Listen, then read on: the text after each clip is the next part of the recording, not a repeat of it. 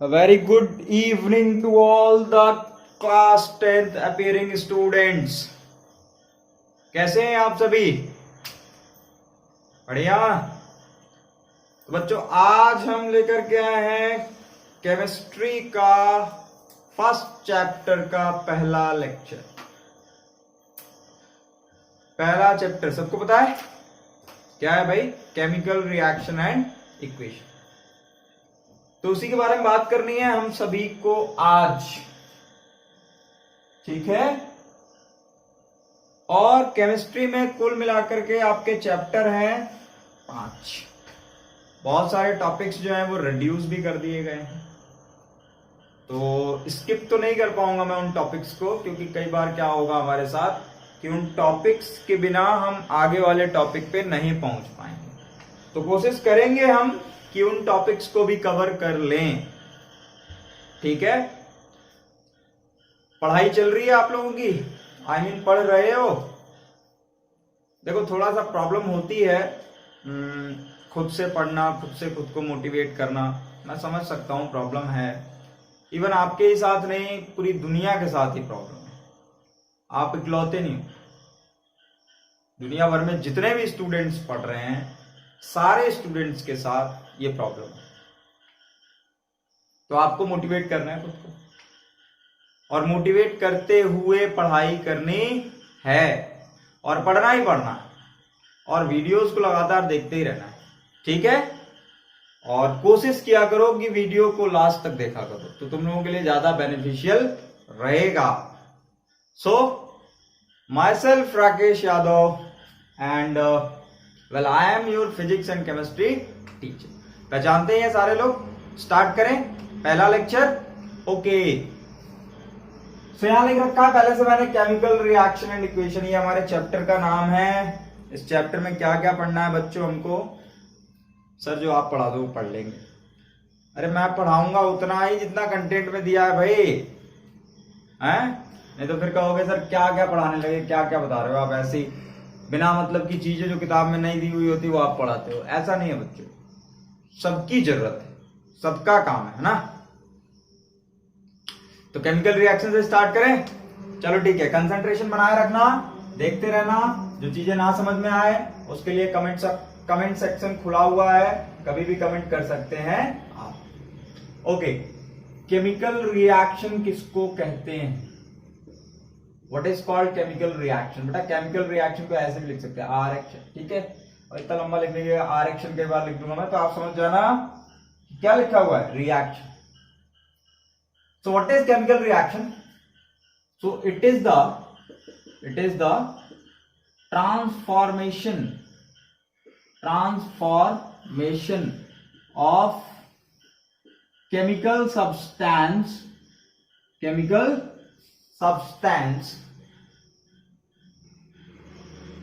into new chemical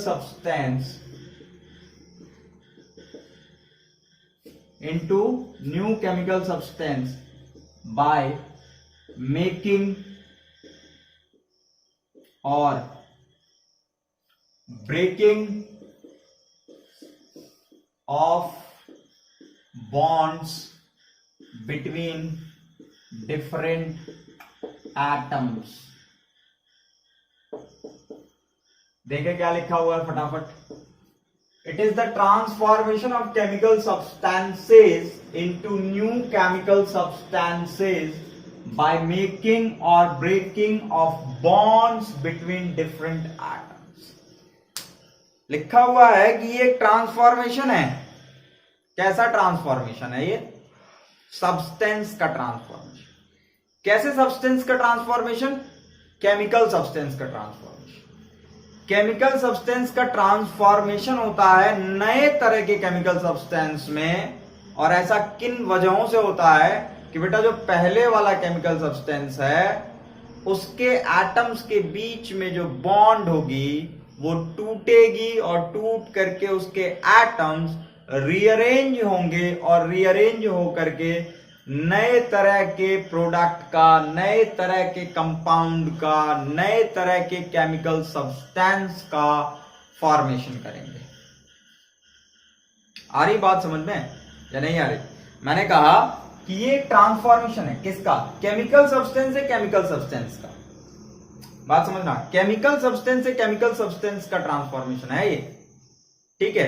होता क्यों है? क्योंकि बॉन्ड टूटती है किसके बीच में? एटम्स के बीच में, और नए तरह की बॉन्ड डेवलप करती है, नए तरह की बॉन्ड बनती है, और नए तरह के बॉन्ड की वजह से नया कंपाउंड बन जाता है, दूसरा कंपाउंड बन जाता है, which have different properties from its parent one, जिससे वो मिल करके आया उससे उसकी प्रॉपर्टीज अलग होंगी। समझे? मतलब मैं यहां लिख सकता हूं कि it is a process of what? Of rearrangement. क्या है ये? रीअरेंजमेंट है, rearrangement of atoms. It is a process of rearrangement of atoms. Atoms का क्या होता है? रीअरेंजमेंट होता है। मतलब एटम्स अपने आप को अरेंज करते हैं, पहले वो किसी और के साथ थे और केमिकली रिएक्ट करने के बाद वो किसी और के साथ आ जाएंगे। बेटा, नए कंपाउंड के बनने का सीधा सीधा मतलब ये होता है कि नए वाले कंपाउंड में नए तरह की बॉन्ड पाई जाएगी, अलग तरह की बॉन्ड पाई जाएगी। पहले जो बॉन्ड थी, मतलब all over you can understand that chemical reaction is only up to the breaking of bonds. Chemical reaction का मतलब ही होता है कि बॉन्ड का ब्रेक होना। बॉन्ड टूटी, देखो जब तक बॉन्ड नहीं टूट रही है ना तब तक केमिकल रिएक्शन नहीं हुआ। जब बॉन्ड टूटी और नए तरह की बॉन्ड बनी तो डायरेक्टली समझ लो कि अगर नई बॉन्ड बन रही है इसका मतलब कि नए तरह के केमिकल सब्सटेंस का फॉर्मेशन हो रहा है। क्या बात आ रही है समझ में? क्या कि मैं क्या कह रहा हूं? सबको आ रही है? एक बार चेक कर लें कि वीडियो तो सही है। थोड़ी लाइट की कमी है अपने पास, बट फिर भी शायद सभी लोगों को दिखाई दे रहा होगा। दिखाई दे जाएगा, है ना? जल्दी हम इसको अरेंज कर लेंगे, एक दूसरा बल्ब और आगे लगाएंगे। यार क्या करें, दिन में वीडियो बनाना थोड़ा समझ रहे हो ना, थोड़ा मुश्किल होता है ना? अगल बगल आवाज आती रहती है, साउंड आता रहता है। और रात में बना सकते हैं, रात में लाइट का ड्रामा रहता है, कभी रहती है कभी नहीं रहती, तो बहुत मुश्किल काम है वीडियो को पूरी तरह से अच्छे से बना करके पोस्ट कर पाना। बड़ा मुश्किल है, बड़ा टफ है। इससे अच्छा तो क्लास टीचिंग। फिर भी we are trying our best, और हम ये एक्सपेक्ट करते हैं कि you all are also trying your best. हम ये एक्सपेक्ट करते हैं कि आप भी अपना बेस्ट दे रहे होंगे, और नहीं दे रहे हैं तो अब से भी स्टार्ट कर दीजिए। For your better future, for your bright future, आपको अब से भी स्टार्ट कर देना चाहिए। कोई बात अगर नहीं समझ में आ रही है, कुछ दिक्कत आ रही है, तो यू कैन आस्क, आप पूछ सकते हैं। हम कोशिश करते हैं, कई लोगों के आंसर नहीं कर पाता मैं। एक्चुअली होता क्या है कि कई बार स्किप हो जाता है ना, माइंड से स्किप कर जाता है। बोल देते हैं, कुछ देर में बता रहे हैं, उसके बाद स्किप हो जाता है। तो प्रॉब्लम है ये थोड़ी बहुत, है ना? लेकिन फिर भी उसी में आपको भी एडजस्ट करके चलना है, हमको भी एडजस्ट करके चलना है, ठीक है? तो चलो यार, बातें बहुत करता हूं मैं, नहीं? वापस आते हैं। It is a process of rearrangement of atoms. Atoms के रीअरेंजमेंट का ये प्रोसेस है। अच्छा सर, तब से तो यही बोल रहे हैं, तब से तो यही समझा रहे हैं। चलो देखो एग्जांपल, देखो एग्जांपल लिया हमने एक। कैसा एग्जांपल है ये? H2 एंड O2, हाइड्रोजन और ऑक्सीजन मिलकर के बना रहे हैं H2O। क्या बना रहे हैं ये? वाटर बना रहे हैं, ठीक है? वाटर का फॉर्मेशन हो रहा है। हाइड्रोजन गैस और ऑक्सीजन गैस आपस में मिलकर के वाटर का फॉर्मेशन कर रहे हैं। थोड़ा ध्यान से देखना। हाइड्रोजन क्या है? गैस है, यहां आगे जी लिख दिया मैंने। ऑक्सीजन क्या है? गैस है, आगे जी लिख दिया। ये क्या है? किस स्टेट में रहता है? लिक्विड। ओ भैया, लिक्विड स्टेट में रहता है वाटर। हाइड्रोजन गैसेस स्टेट में है, ऑक्सीजन गैसेस स्टेट में है। आपस में रिएक्ट किया इन्होंने, और रिएक्ट करने के बाद से देख रहे हो क्या बन रहा है? वाटर का फॉर्मेशन हो रहा है। और वाटर जनरली किस स्टेट में मिलेगा तुमको? लिक्विड स्टेट में मिलेगा। मतलब समझ रहे हो क्या कि द प्रॉपर्टीज, एक और नया sentence, the properties of reactants will entirely different from products. Product की प्रॉपर्टीज जो होंगी वो रिएक्टेंट की प्रॉपर्टी से बिल्कुल अलग होंगी। प्रोडक्ट की प्रॉपर्टी रिएक्टेंट की प्रॉपर्टी से बिल्कुल अलग होगी। ये क्या हो रहा है, मतलब सुनो कि जिससे मिल करके ये बन रहा है ना, उसकी प्रॉपर्टीज इसमें नहीं होंगी, अलग होगा ये। ठीक है, it is a process in which chemical substance से न्यू केमिकल सब्सटेंस बनता है। बॉन्ड टूटती है और नए तरह की बॉन्ड बनती है। बेटा हाइड्रोजन में किस तरह की बॉन्ड है, थोड़ा सा लेवल से ऊपर जाएगा, लेकिन ये देखो हाइड्रोजन के बीच में सिंगल बॉन्ड होती है। क्या सबको पता है? क्या मैंने लास्ट ईयर ऐसा पढ़ाया है क्या? बिल्कुल पढ़ाया है। H2 के बीच में सिंगल बॉन्ड पाई जाती है, O2 के बीच में डबल बॉन्ड पाई जाती है, O के बीच में डबल बॉन्ड पाई जाती है, और यहां पर जब तुम आओगे तो यहां पर OH इस तरह की बॉन्ड पाई जाती है। मतलब देखो ऑक्सीजन यहां पे सेंट्रल एटम है, हाइड्रोजन ये रहा, हाइड्रोजन ये रहा। देखो ये बॉन्ड नए तरह की बॉन्ड, ये बॉन्ड टूटी होगी, बात समझना, ये बॉन्ड पहले ब्रेक की होगी। भाई तुमको कोई नई चीज बनानी है यार, मतलब तुम मान लो तुमको सब्जी बनानी है, मान लो सब्जी बनानी है, तो क्या करोगे? आलू ले आके उसमें क्या बोलते हैं फ्राई पैन में डाल दोगे, या फिर वो कढ़ाई होती है उसमें डाल दोगे, कुकर में डाल दोगे, डायरेक्ट आलू प्याज सब कुछ एक ही बार ले आकर के उसमें डाल दो, खत्म कहानी, बन गया। ऐसा नहीं होता, पहले तुमको क्या करना पड़ता है? आलू को काटना पड़ता है। अगर आलू को नहीं काटोगे तो आलू जो होगा वो अच्छे से पकेगा नहीं, इजंट इट? आलू प्याज टमाटर मिर्च जो भी है पहले उसको हम काटते हैं, मतलब पहले हम बॉन्ड तोड़ते हैं तभी तो नए तरह की बॉन्ड बनेगी। पहले तो तोड़ना पड़ेगा ना। मतलब मेरी दोस्ती तुमसे बहुत अच्छी है, ठीक है, तुमसे बहुत अच्छी है, और तुमको किसी और से दोस्ती करनी है, मतलब जितना टाइम तुम मुझे देते हो तुमको किसी और को देना है, तो पहले तो तुमको मुझसे तोड़नी पड़ेगी ना दोस्ती। तो भैया हाइड्रोजन एटम के बीच में दोस्ती है, यहां भी ऑक्सीजन के एटम के बीच में क्लोज फ्रेंडशिप है। अब ये जो है, ये हाइड्रोजन ऑक्सीजन के साथ बॉन्ड बनाना चाहता है, मतलब ऑक्सीजन के साथ फ्रेंडशिप करना चाहता है, तो पहले उसको अपने ही एटम से दोस्ती तोड़नी पड़ेगी, तभी तो वो जाकर हाइड्रोजन से फ्रेंडशिप कर पाएगा। तो पहले बॉन्ड को तोड़ना पड़ता है। तो देखो ये वाली बॉन्ड पहले टूटेगी, ये वाली बॉन्ड पहले टूटेगी, और ये बॉन्ड जब टूटेगी तभी नई तरह की बॉन्ड बनेगी। ये वाली बॉन्ड भी पहले टूटेगी फिर नई तरह की बॉन्ड बनेगी। तो पहले ये बॉन्ड टूटती है, ये बॉन्ड टूटती है, और इनके टूटने की वजह से एक नए तरह के बॉन्ड का फॉर्मेशन होता है, मतलब rearrangement of rearrangement of atoms होता है। पहले ये एटम इस तरह से अरेंज थे, पहले ये इस तरह से था, ये इस तरह से था, और केमिकल रिएक्शन होने के बाद इसने अपने आप को रीअरेंज कर लिया और इस फॉर्म में आ गया। एंड फाइनली हम इसको क्या लिख सकते हैं? हम इसको बोल सकते हैं ये क्या है? H2O, पानी। समझे? रीअरेंजमेंट होता है एटम्स, बॉन्ड टूटती है, नई तरह की बॉन्ड बनती है। खास बात बताऊं आपको ये कि बेटा वीडियो हमारा होता है लंबा और आपको देखना पड़ेगा पूरा, तभी आएगा समझ में। अगर आप ऐसा सोचते हैं कि 5-10 मिनट का वीडियो मैं बनाऊं तो that is not possible for me. मैं कोई भी टॉपिक स्टार्ट करूंगा तो जब तक वो खत्म नहीं होता तब तक वीडियो बनाते रहता हूं। तो आपको वीडियो पर रहना है भैया, तभी आएगा समझ में। 5 मिनट 2 मिनट 4 मिनट देखने वाले लोग, आप लोगों के लिए बात बोल रहा हूं मैं कि वीडियो को पूरा देखा करें, वरना प्रॉब्लम आपको होगी, मुझे नहीं। मुझे तो आता है ये, मुझे नहीं एग्जाम देना बोर्ड का, आपको देना है, और आपने नहीं समझा तो आपके लिए परेशानी, हमारे लिए नहीं। समझ रहे हैं ना बात को?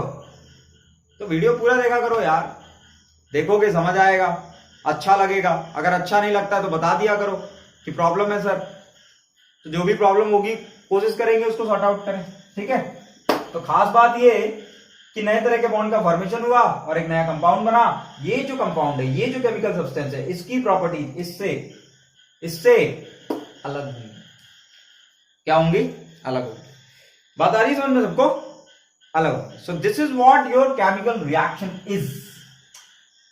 ये है आपका केमिकल रिएक्शन, पुरानी बॉन्ड का टूट करके नए तरह की बॉन्ड का बनना। अच्छा, एक और खास बात कि केमिकल रिएक्शन में जिस एलिमेंट का एटम है, शुरुआत में जिस एलिमेंट का एटम है, और रिएक्ट करने के बाद उसी एलिमेंट का एटम रहेगा।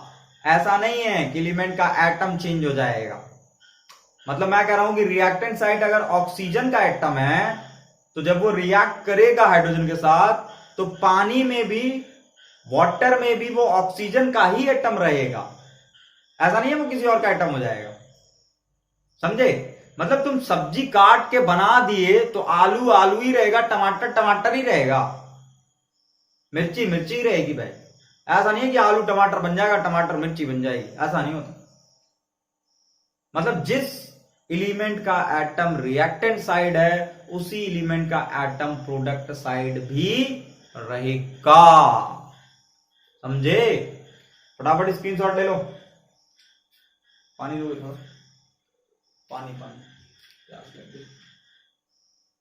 स्क्रीनशॉट ले लीजिए फटाफट, फिर आगे बढ़ते हैं।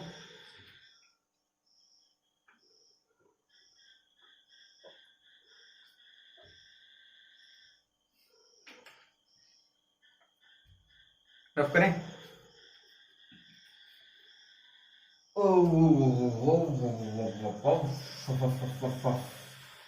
तो घर पे बैठ बैठ करके मोटे हो गए सारे के सारे हैं। बढ़िया है बढ़िया है, खाओ पियो खूब, खाओ खूब पियो खूब, मजे लो। 5 महीने से स्कूल तो आए नहीं, स्कूल में दर्शन दिए नहीं, अच्छी बात है, लेकिन पढ़ाई करते रहो। जहां भी हो, अपने घर पे हो, अपने मामा घर हो, अपने मामी घर हो, और कौन कौन से घर होते हैं, जिस भी घर पे हो पढ़ाई करते रहो भाई, करोगे तुम्हारे लिए बेनिफिशियल होगा। चलो ठीक है, देखो तो केमिकल रिएक्शन में 2 चीजें होती हैं, एक होता है रिएक्टेंट और एक होता है प्रोडक्ट। बेटा रिएक्टेंट किसको बोलते हैं और प्रोडक्ट किसको बोलते हैं सारे लोग जानते ही हो, हालांकि फिर भी मैं बता दे रहा हूं, मेरा काम है ना, ये मेरा काम है बताना। आपको आता है तो भी, नहीं आता तो। रिएक्टेंट किसको बोलते हैं? The chemical substances, the chemical substances which are going to react, वो केमिकल सब्सटेंस जो रिएक्ट करने जा रहे हैं, जो रिएक्ट करने वाले हैं, is called reactant। अब reactants, वो जो रिएक्ट करने जा रहे हैं उनको रिएक्टेंट्स बोलते हैं। and the chemical substances which are formed by the reaction between reactants are called products। Product किसको बोला हमने? कि वो केमिकल सब्सटेंसेस जो आपस में रिएक्ट करके नए तरह के सब्सटेंस को बनाते हैं, तो उस नए वाले सब्सटेंस को हम बोलते हैं प्रोडक्ट। पता है ना सबको ये? देखो इधर, नहीं पता तो भैया N2 + H2 अगर रिएक्ट करेगा तो बनाएगा NH3, इसको हम बोलते हैं अमोनिया। एक तो गैस है, ये क्या है? गैस। ये भी गैस है और ये भी गैस है, आपस में रिएक्ट करते हैं तो बनाते हैं अमोनिया। लिखा है कि वो केमिकल सब्सटेंस जो रिएक्ट करने जा रहे हैं उनको रिएक्टेंट कहा जाएगा। जैसे ये आपस में रिएक्ट करने जा रहे हैं तो इन दोनों को हम कहेंगे कि ये है रिएक्टेंट्स, और इन दोनों के रिएक्ट करने की वजह से जो नए तरह का कंपाउंड मिला, जो नए तरह का मॉलिक्यूल मिला, उसको हम बोलेंगे प्रोडक्ट। सो रिमेंबर कि जो रिएक्टेंट्स होते हैं वो हमेशा एरो के लेफ्ट हैंड साइड में होते हैं। रिएक्टेंट्स हमेशा किधर होते हैं? लेफ्ट हैंड साइड में, और प्रोडक्ट हमेशा किधर होते हैं? राइट हैंड साइड में। कहानी क्लियर है? बोलो बोलो बोलो फटाफट। समझ में आ रहा है? कैसे बोले सर, जबरदस्ती बोलते रहते हैं, बोलो बोलो बोलो बोलो। समझ में आ रहा है कि नहीं? पहले बताओ, आ रहा है ना? ठीक है, तो फिर स्क्रीनशॉट ले लो। रिएक्टेंट एंड प्रोडक्ट बता दिया। केमिकल सब्सटेंसेस जो रिएक्ट करने वाले हैं उनको बोला रिएक्टेंट, जो और रिएक्ट करने के बाद से जो केमिकल सब्सटेंस बने उनको बोला प्रोडक्ट। कहानी क्लियर? ओके, अब करूं? ठीक है, अब हम आगे बढ़ते हैं और आते हैं कि केमिकल इक्वेशन किसको बोलते हैं। What is called chemical equation? Chemical equation किसको बोला जाएगा? अगर ऐसा लगता है तुम लोगों को कि मैं स्लो पढ़ाता हूं, स्लो बोलता हूं, तो वीडियो की स्पीड बढ़ा दिया करो और मुझसे जबरदस्ती तेज बुलवा लिया करो। मतलब तेज इन द सेंस जल्दी बुलवा लिया, और क्या करो। सो chemical equation, what is called chemical equation? किताबों में लिखा रहता है chemical equation, it is the symbolic representation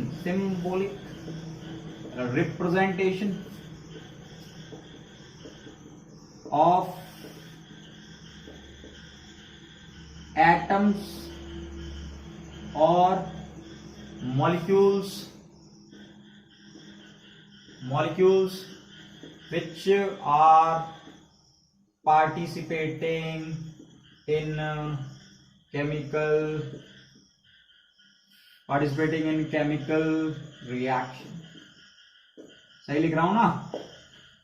It is the symbolic representation of atoms and molecules which are participating in chemical reaction। Chemical reaction में जो atom और जो molecule participate करते हैं उसका जो सिंबॉलिक रिप्रेजेंटेशन हम देते हैं ना, सिंबॉलिक रिप्रेजेंटेशन हम जो देते हैं उसी को केमिकल इक्वेशन कहा जाता है।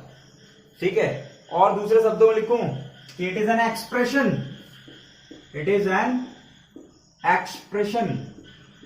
किसका एक्सप्रेशन? मेरा, तुम्हारा। It is an expression of atoms और molecules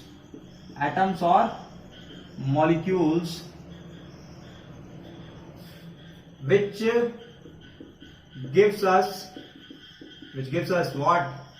Identities and the magnitude of, it is an expression of atoms and of atoms or molecules which gives us identities and magnitude। Okay, of हटा देते हैं, identities and magnitude, बस इतना ही। ये एक expression है। कैसा एक्सप्रेशन है? एटम और मॉलिक्यूल का, जिसकी वजह से हमको एटम और मॉलिक्यूल की आइडेंटिटीज और मैग्नीट्यूड के बारे में पता चलता है। अच्छा, ध्यान से देखना तुम कि क्या तुमको आइडेंटिटीज पता चलती हैं केमिकल रिएक्शन में? बिल्कुल पता चलता है ना। H2 लिख दिया जाएगा, तुम क्या समझोगे? H2 लिख दिया जाएगा तो तुम्हें पता चल जाएगा कि हाइड्रोजन है। O2 लिख दिया जाएगा, तुम्हें पता चल जाएगा ऑक्सीजन है।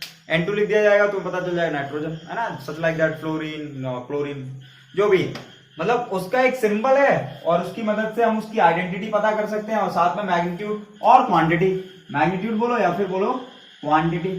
उसकी क्वांटिटी भी तो पता चलती है हमको कि हाइड्रोजन कितना है, ऑक्सीजन कितना है, फ्लोरीन कितना है। बात समझ रहे हो? जैसे मैंने लिखा H2 प्लस O2, बार बार ये एग्जाम्पल दे रहा हूं, नहीं बीच में बदल दिया था।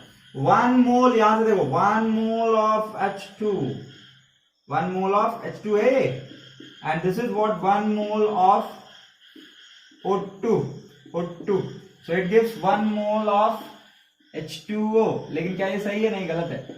सही कर ले, ठीक है।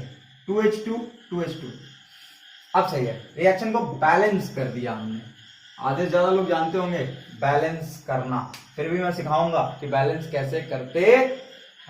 तो यहां पर चेंज कर दो अब। 2 mole of H2, 1 mole of oxygen आपस में रिएक्ट किए और बनाए 2 mole of water. 2 mole H2, देखो मोल क्या होता है? 9th क्लास में पढ़ रखा है मोल। बोलो बोलो, पढ़ा है? मोल क्या होता है? मोल इज एक्चुअली वो यूनिट है, यूनिट नहीं है। मोल क्या कह सकते हो तुम कि मोल की मदद से हम नंबर ऑफ एटम्स, मॉलिक्यूल्स को मेजर करते हैं कि कितने मॉलिक्यूल्स हैं, कितने एटम्स हैं। इसको किस टर्म्स में हम मेजर करते हैं? मोल के टर्म्स में। क्योंकि एक्चुअली होता क्या है, पंखा कम करो, अबे पंखा कम कर दो भाई, आवाज जाएगी। एक्चुअली होता क्या है कि नंबर ऑफ मोल्स का मतलब होता है कि एटम्स और मॉलिक्यूल्स के बारे में बताना। Quantity of atom and molecules, कितने एटम हैं कितने मॉलिक्यूल हैं, उसको मोल से दिखाते हैं ना।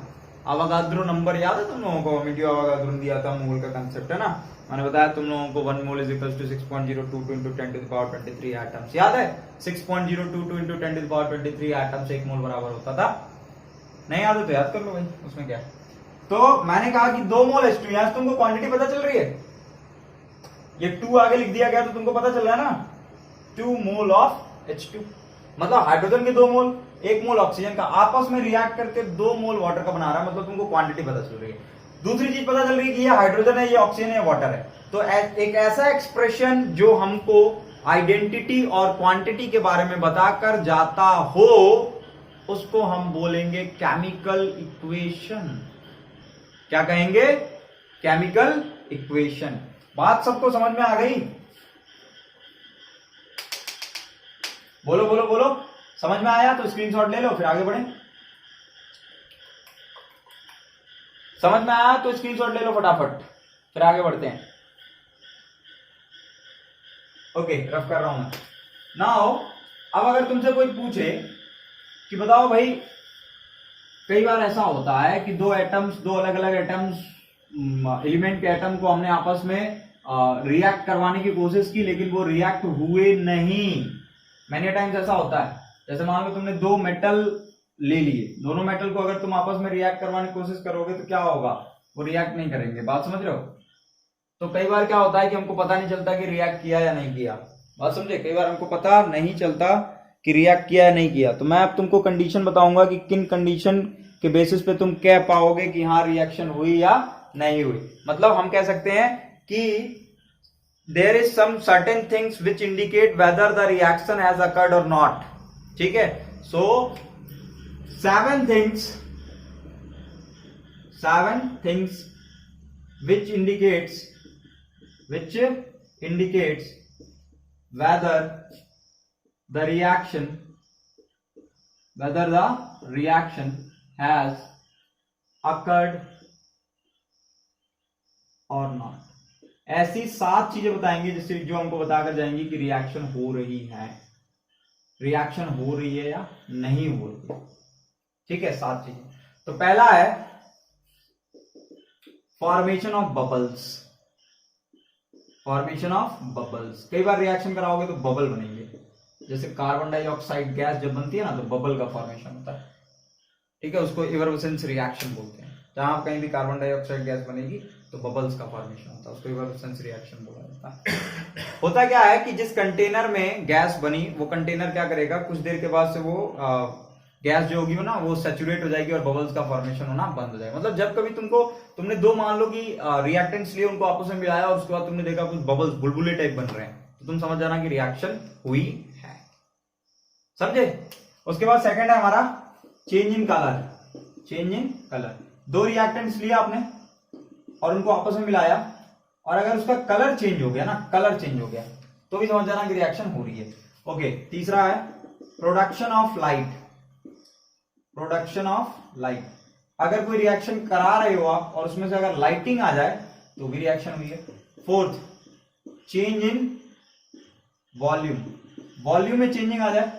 कई बार वॉल्यूम बदल जाता है, मतलब मान लो तुमने कोई रिएक्टेंट लिया A और B लिया और बनाया CD। ठीक है, A और B लिया और CD बन गया। तो ये तुम्हारे पास 1 लीटर था और इसके बाद से ये क्या बचा, ½ लीटर ही बचा।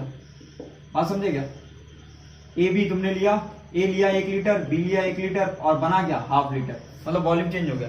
दोनों कितने होने चाहिए थे? 2 लीटर होना चाहिए था, 2 लीटर बना नहीं, ½ लीटर बन गया। तो कई बार ऐसा होता है कि वॉल्यूम में चेंजिंग आ जाती है। ठीक है, उसके बाद से पांचवा है हमारा चेंज इन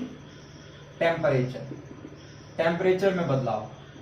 कई बार क्या होता है कि रिएक्शन होती है, रिएक्शन होने के दौरान कई बार हीट प्रोड्यूस होती है ना,